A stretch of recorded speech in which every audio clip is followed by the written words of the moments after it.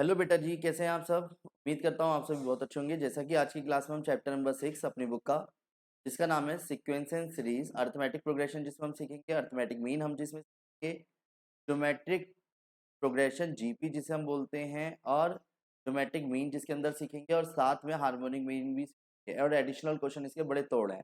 और मेरी बुक में जो क्वेश्चन हैं वो बुक के वाले नहीं है, वो अलग हैं। और इसका लाइन का मतलब पता है आपको क्या लिखा है? You can do what ever you want if you try. Last की लाइन पे जोड़ देना जरा, क्या? You can do what ever you want, पर क्या अगर, इफ यू ट्राई, ओके।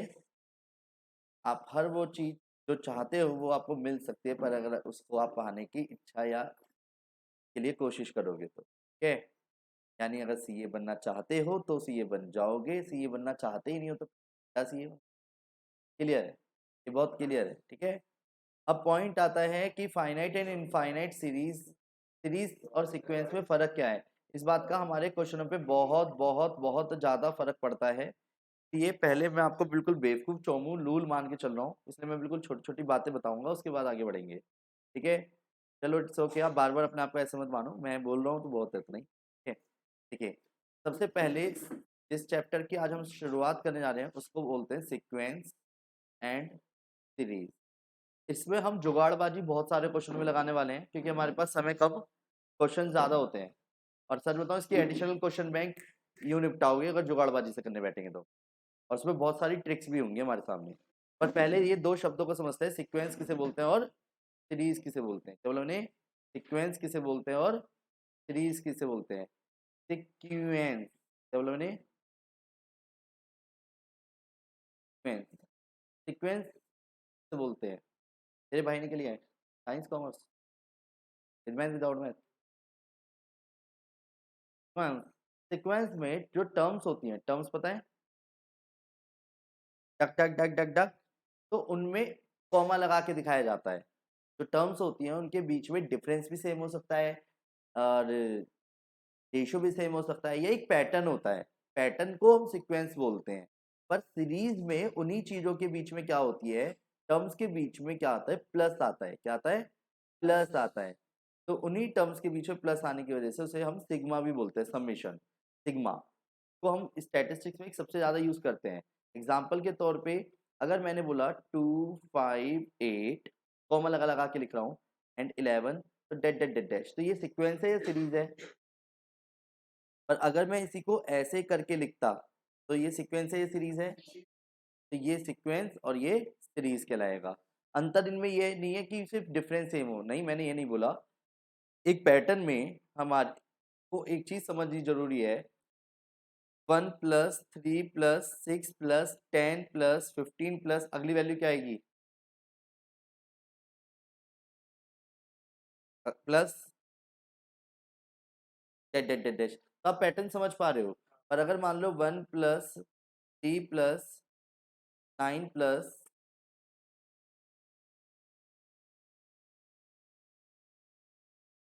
अगली वैल्यू क्या होगी?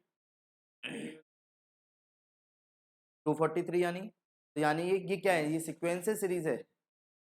सीक्वेंस में भी इसमें रेशियो है सेम, इसमें कुछ भी चीज सेम नहीं है, पर फिर भी ये पैटर्न में चल रहा है, क्योंकि पहले 2 ऐड करा, फिर 3 ऐड करा, फिर 4 ऐड करा। तो पैटर्न में होना ही सीक्वेंस एंड सीरीज है।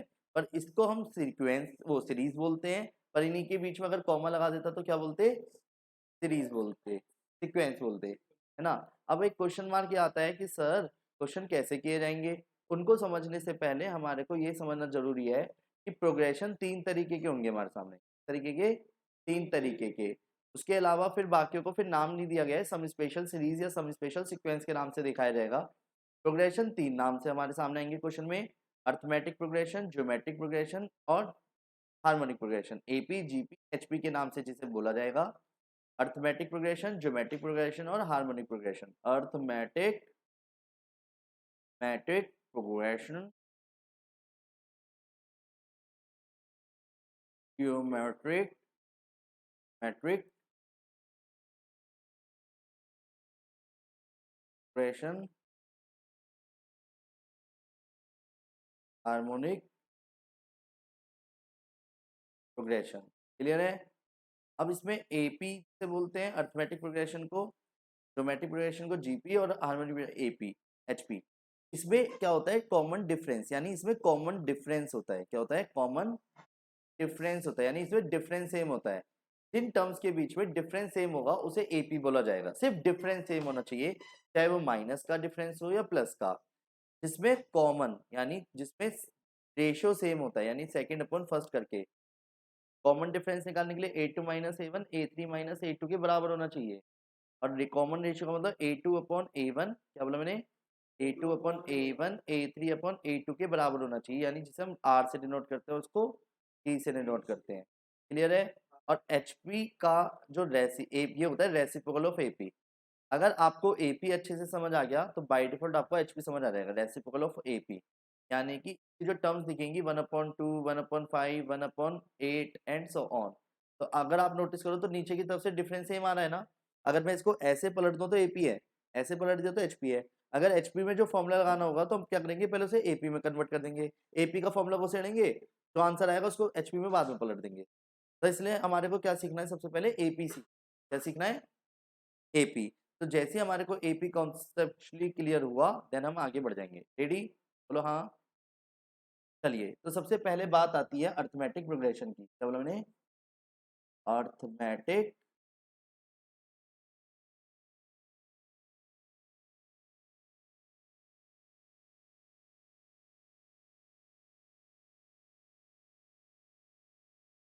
हम क्या बोलते हैं बेटा? एपी क्या बोलते हैं? एपी। एपी में जो टर्म्स होती हैं A1 A2 A3 dash AN तक, तो उनमें डिफरेंस सेम होता है। क्या सेम होता है?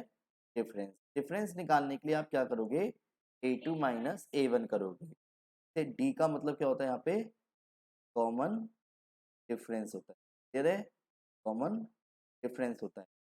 यहाँ पे ए जो होगा उसे हम फर्स्ट टर्म A1 से डिनोट करेंगे।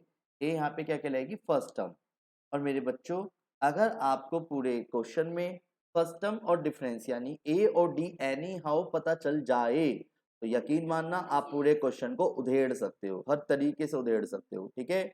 अगर आपको पूरे चैप्टर में ए और डी पता चल जाएगा तो आप पूरे क्वेश्चन को आराम से उधेड़ सकते हो। क्लियर है? फिर बात आती है nth टर्म। इसके अंदर अब वो हमसे क्या क्या पूछ सकता है, लास्ट टर्म बताओ। अब बात आती है सर इस चैप्टर को पढ़ना जरूरी है क्या? अरे यार ये तो जादू है, पहले हम इस चैप्टर को पढ़ क्यों रहे हैं वो समझते हैं। छोटे को बच्चे को बाहर से पकड़ के लाया, मैंने लिखा 258, अगली वैल्यू मैंने 11 लिख दी जैसे, और मैं ऐसे करके कहीं ना कहीं लिखता रहूंगा 14 फिर 17 फिर 20। मैंने कहा चल जल्दी से बता 20वें नंबर पे क्या आएगा। छोटे बच्चे को मैंने बोला 20वें जगह पे क्या आएगा, तो चौथी जगह पे 11 आ रहा है, ऐसी 20वीं जगह पे भी फिक्स नंबर आएगा। वो ऐसे करके तो देखेगा, अच्छा 11 फिर 14 फिर 17 फिर 20, और गलती से मैंने कह दिया चल 100वें नंबर पे बता, और आप इतनी देर में मंत्र सा छोड़ रहे होंगे अंदर ही अंदर, और मंत्र सा छोड़ के कह दो कि देखिए आएगा, गारंटी ले रहा हूँ। और ये तो छोड़ो, वो कहेगा अरे भैया भैया सच्ची बताओ कैसे बताया ना इतनी जल्दी, तो क्या ही जादू है उसके लिए। पर अगर कहीं ना कहीं अगर मान के चलो मैंने कुछ 20 टर्म्स लिखूं और बिना 20 टर्म्स लिखे उनका सम बता सकता हूँ, और उससे कहूँ बेटा जा घर पे जाके जोड़ के दिखाइयो, और उसे कोई फॉर्मूला ना बताओ तो क्या करेगा? वो जोड़ेगा ही आराम से पहले सारे नंबर लिख के, और मैं गलती से 100 नंबर का सम बोल दूं तो वो फिर वही वाले काम करेगा, और वो जोड़ेगा। फिर इतनी देर में आप फिर वही चुपके से मंत्र से छोड़ोगे 100 divide by 2 2a plus n minus क्या आएगा। तो कहानी क्या है कि हम बिना सारी टर्म्स लिखे उनका सम बता सकते हैं, उसकी लास्ट टर्म बता सकते हैं, डिफरेंस के बिहाफ पे और फर्स्ट टर्म के बिहाफ पे बस। तो हमारे को कैसे भी करके अगर किसी क्वेश्चन में फर्स्ट टर्म और डिफरेंस पता चल जाए तो हम पूरे क्वेश्चन को आराम से उधेड़ सकते हैं, इस बात को ध्यान रखना। ठीक है? रेडी? बोलो हाँ। तो बेटर होगा कि मैं आपको पहले कॉन्सेप्चुअली थोड़ा सा क्लियर कर दूं। क्या? nth टर्म, क्या बोला मैंने? nth term of an AP, इसको हम nth टर्म को लास्ट टर्म और जनरल टर्म के नाम से भी जानते हैं। किस नाम से जानते हैं? जनरल टर्म के नाम से जानते हैं। यहाँ मात्र एक ही फॉर्मूला यूज होगा, a n is equal to a plus n minus one into d. क्या बोला मैंने? A plus n minus one into d, a plus n minus one into d. nth term का फॉर्मूला जल्दी बोलो। ऐसे याद होने लगा तो बात ही क्या है। अगर मान लो मैंने आपसे कहा, पहले तो लिखने का तरीका क्या होगा, अगर मैंने कहा 7th टर्म तो ऐसे लिखोगे, अगर मैंने बोला 12th टर्म तो ऐसे लिखोगे, 15th टर्म तो कैसे लिखोगे, A15। डन। तो अब आप पढ़ना, मैंने क्या लिखा हुआ है, 9th टर्म लिखा हुआ है, ठीक है। 16th टर्म A16, पर फॉर्मूला क्या होगा, A16 का A+15D, डायरेक्ट याद ही करना है हमें। तो मैंने कहा 10th टर्म किसके बराबर होगी, आप तो बहुत शार्प हो गए, 20th term, 11th term, 15th term, 16th term, अगर मैंने कहा 8th टर्म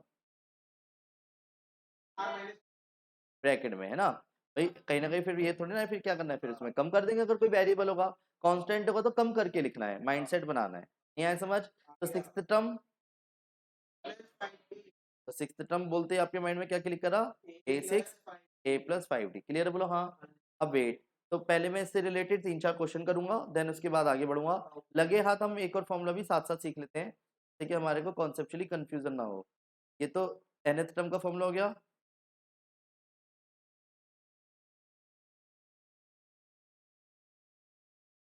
nth टर्म, और एक होता है जनरल टर्म, क्या बोला ना, sum of nth term, sum of first n terms. Sum of first n terms का अपना एक फॉर्मूला है, क्या, कि Sn इज इक्वल टू, दो फॉर्मूले वैसे हालांकि बने सही हैं, क्या, Sn is equal to, Sn से डिनोट करते हैं इसको, ठीक है, Sn is equal to n/2 2a+n-1 done. इसी को दूसरे फॉर्मूले को Sn इज इक्वल टू क्या यूज किया जाता है, n/2 a+l, l का मतलब लास्ट टर्म। सारी बातें मैंने अपने फॉर्मेट में लिखी हुई हैं फॉर्मूले के अंदर, आप कंफ्यूज कहीं होंगे नहीं, बहुत सिस्टमेटिकली नोट्स बनाए गए हैं बड़े बड़े करके, चाहे अगर आपको झलकियाँ दिखानी है तो मैं झलकियाँ दिखा देता हूँ। रेडी, आर यू रेडी, चलिए तो तभी ध्यान दीजिएगा। सबसे पहले मैंने आपको क्या बताया, सबसे पहले मैंने आपको बताया फॉर्मूले में कि देखो सीरीज फाइनाइट इनफाइनाइट दोनों तरीके से हो सकती है, जिसमें अंत ना हो तो इनफाइनाइट सीक्वेंस एंड सीरीज कहलाएगा, और जो लिमिटेड होते हैं उसे फाइनाइट बोलते हैं। सीक्वेंस में क्या होता है, उन्हीं टर्म्स के बीच में कॉमा लगा के दिखाया जाता है। nth टर्म को किससे डिनोट करते हैं, एक तो tn से या an से डिनोट करा जाता है, या फिर इसको जनरल टर्म के नाम से भी जाना जाता है, क्लियर है बोलो हाँ, नहीं आया समझ। फिर इसके बाद आगे बढ़ते हैं, तो सीरीज, सीरीज में क्या होता है, उन्हीं टर्म्स के बीच में क्या लग जाता है, प्लस लग जाता है, उन्हीं प्लस को nth टर्म बोलते हैं, क्लियर है बोलो हाँ। इसको जरा कॉन्सेप्चुअली समझते हैं मेरे प्यारे बच्चों, यहाँ पे आके कंफ्यूजन होती है कई बच्चों को। क्या, अगर मान लो 2n+3 लिखा हुआ है और n की वैल्यू 1 से लेकर के 5 तक है, तो आप पता है इसका मतलब क्या हो गया, इसका मतलब हो गया, पहले तो इसका मतलब समझते हैं ये क्या है। इसका मतलब है n की वैल्यू आप 1 रख सकते हो, 2 रख सकते हो, 3 रख सकते हो, 4 रख सकते हो और 5, यानी 1 से लेके 5 तक, पर कहाँ, n की जगह पे। तो जैसे मान लो अगर आपने n की जगह क्या रखा, 1 रखा, ये समझाने के लिए ऊपर लिखा है मैंने 1, तो यहाँ पे 1 रखा तो क्या आएगा, कैलकुलेट भी कर सकते हो आप चाहो तो। फिर 2 रखा, 3 रखा, ये आएगा, और सिग्मा का मतलब होता है इन सबके बीच में प्लस। अब चाहे तो कैलकुलेटर पे जोड़ दो, या ज्यादा टर्म्स जा रही हो तो फॉर्मूला यूज कर लेंगे, पर ये क्या बन गई अगर आप नोटिस करो तो, सीक्वेंस या सीरीज, सीरीज, जिसमें आपको फर्स्ट टर्म पता है इसकी, जी पता है आपको, तो ये हम इससे बहुत सारे क्वेश्चन फिर सॉल्व कर सकते हैं। पहले नहीं आया समझ, यानी एक मिनट, वेट आगे बढ़ते हैं। तो मैंने कहा प्रोग्रेशन 3 टाइप्स के होंगे, अरिथमेटिक प्रोग्रेशन, ज्योमेट्रिक प्रोग्रेशन और हार्मोनिक प्रोग्रेशन। एपी, जिसे हम एपी में कॉमन डिफरेंस होता है, डी किसी भी तरीके से निकाल सकते हैं, लाइक क्या, इसमें डी क्या आ गया 4, इसमें डी आ गया 5, इसमें डी आ गया डी, नहीं आया समझ। पर इसमें एक चीज और समझने वाली बात यह है, अगर जब भी किसी क्वेश्चन में if A B and C are in AP बोला करे, तो सेकंड में से फर्स्ट और थर्ड में से सेकंड माइनस करेंगे। देसी लैंग्वेज में बात करी जाए तो बीच वाले का डबल पहले और लास्ट वाले के सम के बराबर होता है, ये बहुत ज्यादा मेन है, twice the middle sum of the extreme. यानी मैं देसी लैंग्वेज में बात करना चाहूंगा कॉन्सेप्चुअली, कि अगर मान लो किसी क्वेश्चन में आपको, मैंने जहां बोला A B and C are in AP, बहुत यूज करेंगे क्योंकि हम इस बात का, ये देखने में छोटी सी लाइन है पर है बहुत इंपॉर्टेंट, इसलिए मैं इस तरीके से लिख रहा हूँ। तो तुरंत समझ जाना आपको क्या करना है, बीच वाले का डबल पहले और लास्ट वाले के सम के बराबर रखना है, जहां 3 टर्म्स एपी हो जाएं तो बीच वाले का डबल पहले और लास्ट वाले के सम के बराबर रख देना है। बेटर होगा कि क्यों ना हम इस पे कोई एक एग्जांपल करके देखें। सही बात है, एग्जांपल से कॉन्सेप्चुअली कंप्लीट होता है। तो मान लो उसने कहा 2k माइनस वन टी के प्लस वन टी प्लस के, चलो, और 5 minus 4k are in AP. तो मैं इसमें कोई माइनस माइनस करने बैठूंगा? फाइंड द वैल्यू ऑफ के बोल रहा हो तो सीधा फाइंड द वैल्यू ऑफ के। ये एपी बोल दिया ना, 3 टर्म्स हैं, पहली दूसरी तीसरी, डन। तो ऐसे में क्या करूंगा मैं, बिना ज्यादा सोचे समझे बीच वाले का डबल करके पहले वाले और लास्ट वाले के सम के बराबर रख दूंगा। 2 3 जा 6, 2k minus one plus 5 minus 4k, done है, बोलो हाँ। तो 6, 2k से 2k पूरा उड़ गया, कोई दिक्कत तो नहीं किसी को है? तो 6 is equal to minus plus के 4 minus 4k is equal to कितना आ गया, माइनस के 2, के की वैल्यू क्या आ गई, -1/2। समझ आ गया, बोलो हाँ। कैलकुलेशन कोई बट टिपिकल तो नहीं है, बस कॉन्सेप्ट क्या याद रखना है कि जहां उसे 3 एपी बोली, बीच वाले का डबल पहले और लास्ट वाले के सम के बराबर होना चाहिए। क्लियर है? If A B and C are in AP, बीच वाले का डबल पहले और लास्ट वाले के सम के बराबर रखोगे। क्लियर है, बोलो हाँ। If A B and C are in AP, तो बीच वाले का डबल पहले और लास्ट वाले के सम के बराबर रखोगे। आगे बढ़ जाओ, बोलो हाँ। ना तो कोई दिक्कत? ठीक है, तो मेरे बच्चों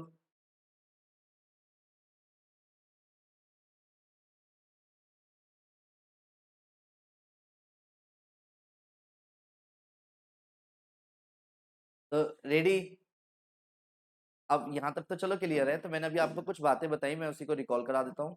nth टर्म का जो फॉर्मूला होता है वो क्या होता है, a plus n minus into d, जिसे टी एन एल और ए एन से डिनोट किया जाता है। क्लियर है? ए एन का formula a plus n minus into d, बड़ा बड़ा करके लिखा हुआ है। ये मैं अपनी बुक के पेजेस से दिखा रहा हूँ, जिसको की बुक है तो वो अपने आप ही बुक में से देख लेना। टी मतलब जनरल टर्म से और nth टर्म से डिनोट करते हैं। फर्स्ट टर्म यानी a से डिनोट करते हैं, डी यानी कॉमन डिफरेंस, और n मतलब number of terms. Number of terms कभी भी डेसिमल्स में नहीं आएंगी ना फ्रैक्शन में आएगी। क्या आएगी समझ लो, वो क्वेश्चन गलत है या कहीं ना कहीं कुछ गड़बड़ करी हमने। डन। तो आंसर आएंगे, दो दो आंसर आएंगे। अगर नेगेटिव है तो नेगलेक्ट कर देना, फ्रैक्शन में है तो नेगलेक्ट कर देना। ठीक है, दो आंसर भी आ सकते हैं इनके, पर सम के केस में पहला वाला आंसर वैलिड होगा। ये लॉजिकल क्वेश्चन आपको मिलेगा क्वेश्चनों के साथ बुक में। अभी मैं इसके एग्जांपल इसलिए नहीं ले सकता क्योंकि जब आप करोगे तब पता चलेगी कहानी कि आंसर एक वैलिड है या दो वैलिड है। लगातार आप इसे, अगर आपका मन कर ही रहा है तो आप ये 6 क्वेश्चन जस्ट अभी करके देख सकते हैं। ठीक है, नहीं तो अगर आप कहो तो मैं करके दिखाऊं। चलो मैं एक काम करता हूँ, पहले आपको बिल्कुल बेवकूफ चौमूल लूल मान के चलता हूँ, उसके बाद मैं अपनी तरफ से क्वेश्चंस करा देता हूँ। रेडी? देखिए, मान के चलिए आपको क्वेश्चन में 2 5 8 dead dead dead dead dash दिया, तो वो मुझसे क्या क्या पूछ सकता है? वो मुझसे पूछ सकता है पहला क्वेश्चन, फाइंड 20th टर्म। तो जैसे 20th टर्म बोला तो आपके माइंड में तुरंत क्या क्लिक करना चाहिए, A20 निकालना है। तो पहले आप सीरीज को देख करके या सीक्वेंस जो लिखा हुआ है यहाँ पे, उससे फर्स्ट टर्म पता कर लो। डी क्या हो गया, 3, second minus first. 20th term का फॉर्मूला क्या हो गया, a प्लस 19d। कैलकुलेटर हाथ में, पहले मल्टीप्लाई करना फिर जोड़ना, कभी पहले जोड़ के मल्टीप्लाई कर दो। आप तो बहुत शार्प हो। देन इसके बाद सम की बात करते हैं। मान लो इसी क्वेश्चन में वो सीधा बोलता सम ऑफ फर्स्ट फर्स्ट 50 टर्म्स, यानी कि सम ऑफ फर्स्ट 50 टर्म्स चाहिए, तो यानी S50 चाहिए। S50 का पहले Sn का फॉर्मूला क्या है, Sn का फॉर्मूला आपको याद करना पड़ेगा, anyhow 2a plus n minus one into d. क्या होता है, 2a plus n minus one into d. N की जगह क्या रख दूंगा, 50, 50 माइनस वन 25, 4, 49 इंटू थ्री। यहाँ है समझ, कितना आया, 3775 टोटल मिला के। यानी समझ आ गया, मतलब मैंने बिना 50 टर्म्स लिखी 50 टर्म्स का सम निकाल दिया। ये जादू नहीं है क्या उस बच्चे के लिए जिसने भी आज तक पढ़ाई ना हो? यहाँ है समझ, यहाँ है। जरूरी नहीं है कि इस तरीके से क्वेश्चन दे, ठीक है? हाँ, समझ आ गया नहीं आया? चलिए अब इसी से रिलेटेड एक क्वेश्चन समझते हैं। मेरे बच्चों प्यारे प्यारे ध्यान से समझिएगा, दिमाग की दही ना बनाए अपनी। उसने कहा इफ 12th टर्म, देखो इधर, तो 12th term is 18 and 7th term of an AP is AP is इधर देख लीजिए एक बार, 10। और क्वेश्चन में बोला गया है फाइंड फाइंड जनरल टर्म बताओ। भाई जनरल टर्म बोल दे या 7th टर्म बोल दे या एपी बोल दे। अगर 12th टर्म 18 बोली तो माइंड में क्या क्लिक करा, A12 इज इक्वल टू 18 है, और ये 7th टर्म का मतलब सुनो, यहाँ पे 812 को क्या लिखोगे? पक्का? पहली equation equal to minus minus minus, आता है सॉल्व करना? 5d इज इक्वल टू, इसको किसी एक इक्वेशन में रख देंगे, a plus 88/5 is equal to 18, a is equal to 18 minus के 88 डिवाइड बाई 5, 90 है 2/5। अब सुनो, तो मुझे जनरल टर्म का मतलब क्या हो गया? a plus n minus one into d, बोलो हाँ। a की जगह क्या आएगा? 2/5, n माइनस वन, ठीक है, n माइनस वन ही रहेगा, d की जगह 8/5। जनरल टर्म का मतलब होता है in terms of an answer देना, ठीक है? तो 2 plus 8n minus 8, 8n minus 5, ये आंसर हो गया। क्लियर है? नहीं आया समझ? क्लियर है? हैं? अरे ए और डी रख दिया, बस एन की टर्म्स में आंसर आ गया। एन नहीं पता तभी तो जनरल पूछ रहा है वो। नहीं आया समझ? पक्का ना? कंफ्यूज मत हो ना? चलिए मेरे बच्चों, पहले अगर आपको समझ आ रहा है तो बहुत अच्छा। कि इसके बाद अगर मान लो क्वेश्चन में इफ जनरल टर्म आपको गिवन दे, यानी nth टर्म, nth टर्म की जगह आर्थ टर्म, पीथ टर्म, ट्यूथ टर्म जो भी दे दे, तो मुझे एक चीज बताओ, nth टर्म उसने कही, nth term is 2n plus के 5 है, और फाइंड कॉमन डिफरेंस, गलत नहीं है? इसका मतलब समझते हैं।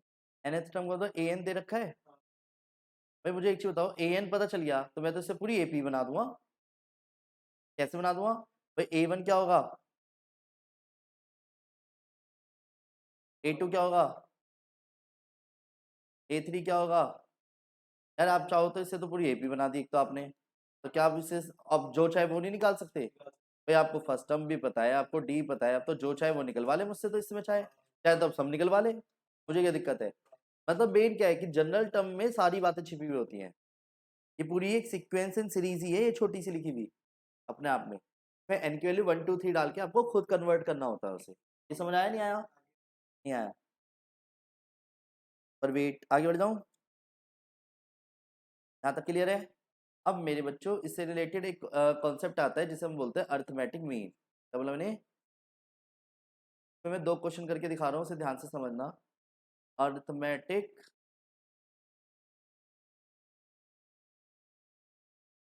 एम, अगर मान लो अर्थ इफ ए, अर्थमेटिक मीन, पहला question, arithmetic mean between a and b. अगर दो वैल्यू के बीच में अर्थमेटिक मीन है तो पहले बनाना सीख लो। सुन लो मेरे बच्चों, पहले एक बार बनाना सीख लेते हैं। ए, एक्स और बी, यानी एक्स की वैल्यू होगी बीच में, आर इन ए पी बन गया। इसका फॉर्मूला पता है क्या होता है? A plus b divide by two होता है, डायरेक्ट याद करेंगे हम इसे एट द एंड, फिर भी बना लेते हैं। तो मैं एक्स माइनस ए इक्वल, और जो अच्छा तीन टर्म्स अगर एपी हो तो क्या बोला था अभी मैंने? बीच वाले का डबल पहले और लास्ट वाले के सम के बराबर होता है। तो एक्स इक्वल टू क्या क्या? क्लियर है बोलो हाँ? यानी कि arithmetic mean between a and b क्या होता है? A plus b divide by two. Example के तौर पर अगर मैंने आपसे कहा कि बेटा फाइंड करो अर्थमेटिक मीन बिटवीन 2 एंड 18, क्या आएगा 2 एंड 18 का arithmetic mean? 2 plus 18 divide by to, answer क्या गया? 10। ऐसी ओरली बता दीजिए 5.4 एंड 6.7 का अर्थमेटिक मीन।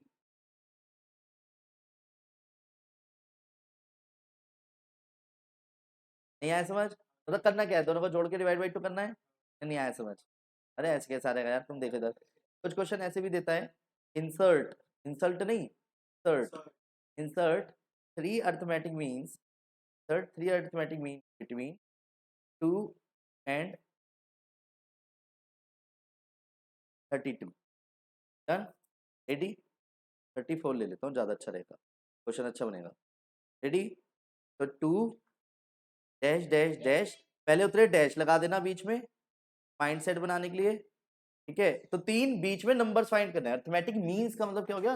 अकेला नहीं फाइंड करना, अकेला होता तो ठीक है, एक ही नंबर बोले। अर्थमेटिक मीन्स में खुद तो बता दिया, थ्री अर्थमेटिक मीन्स है बीच में। तो मुझे एक चीज बताओ, आपको क्या क्या पता है? चलो फर्स्ट टर्म पता है, लास्ट टर्म को ए एन से डिनोट कर दिया, और एक और चीज पता है, बताओ क्या पता है? एक और चीज और पता है।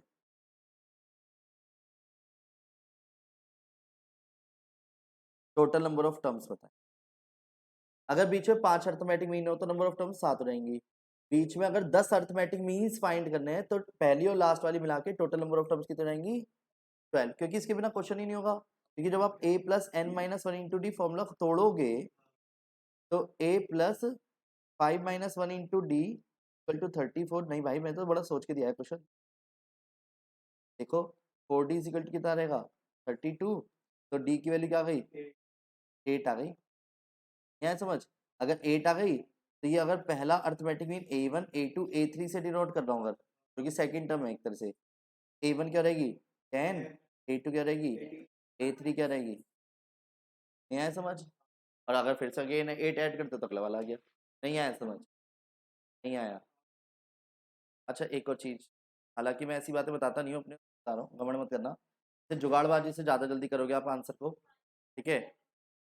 पर वेट, सम के केस में सुनो, अगर आपको लेट करना पड़े खुद से सम के केस में, 3 टर्म्स माननी पड़े, 4 टर्म्स माननी पड़े,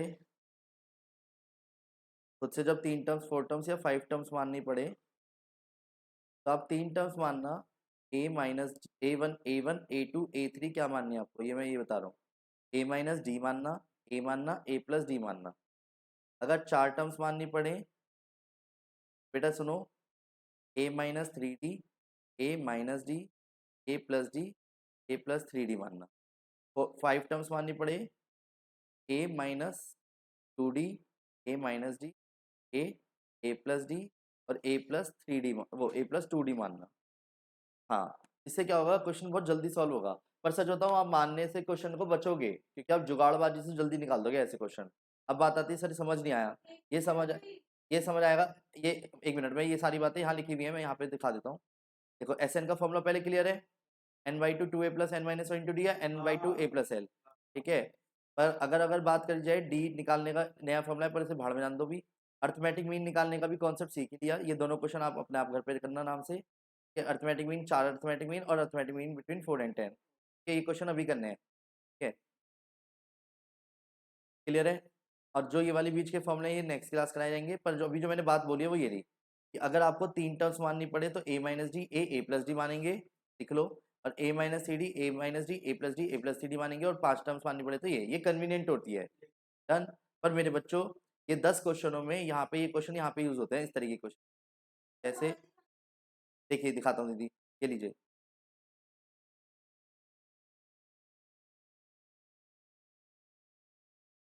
देखिए इधर।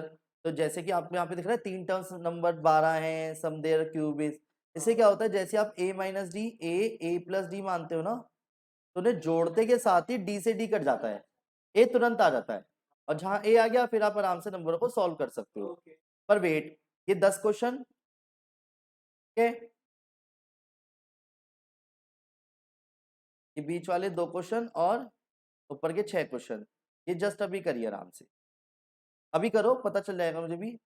ये क्वेश्चन में 4n माइनस वन दे रखा है nth टर्म, और फर्स्ट 4 टर्म्स बतानी है और 18th टर्म बतानी है। तो अगर an बता रखे हो तो क्वेश्चन कर सकते हैं, आंसर इनके आगे लिखा हुआ है। बहुत आराम से तसल्ली से कीजिए, जल्दबाजी किसी तरीके की नहीं है। और अगर आप मेरे से कांटेक्ट करना चाहते हैं तो 9891390139 पर आप मेरे से कांटेक्ट कर सकते हैं। यार देखिए, इसे नई बात कर रही है भी।